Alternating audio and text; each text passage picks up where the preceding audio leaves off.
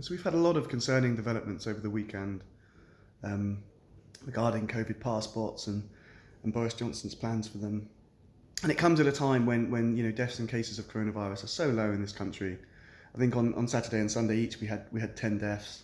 They've actually announced they're even going to stop counting the deaths at weekends because they are so low that there's no actual point.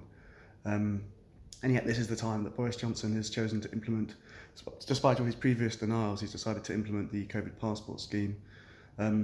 It also comes at a time when there's so much evidence now, growing evidence from the United States, that lockdowns don't actually work at all. They don't actually do anything to stop the virus. And I think that's a lot. That there's so much proof of that now. We already had Sweden, but now we've got so many states in America that back this up, massively. I mean, people like Joe Biden said Texas opening up was such a bad decision. It was going to be cause so many hundreds of thousands of extra deaths, and it was going to be. He said it was described it as a Neanderthal decision. And good for them. Look, it's actually proved to be complete opposite. Deaths and cases there have actually fallen, and I think it's really, really hard for people to accept. They'll argue, why lockdowns work till they're blue in the face, because I think it's really, really difficult for them to accept that, we've had a year, even just in this country, we've had a year of this now, and and it's it has all been for nothing, and it's had such a negative effect because deaths of everything else have absolutely spiked, and all the misery and people not being able to say proper goodbyes to loved ones and everything that this has caused.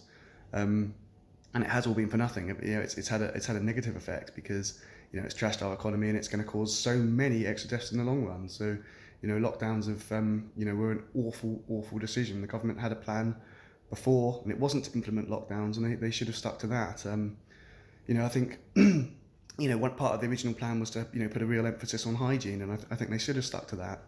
Masks were never in the plan, and masks are so incredibly unhygienic and unhelpful, but now people sort of swear by them, and they won't accept that actually they're really not a good idea at all, and they actually they have a negative effect. But there we go. So Boris Johnson has he's announced the passport scheme is happening now, having denied it for so long. I mean, everyone was denying it. Gove was denying it. Johnson was denying it. He's always, as a sort of libertarian, he's always been against this kind of stuff in the past. And now he's openly admitted that, we are considering them for, most things like outdoor events and theatres and pubs. And sorry, not for pubs, apparently, not for pubs. But, as he cleverly said at the press conference, he was asked about pubs and things. He said, oh, no, we're not going to need COVID passports for pubs on Monday.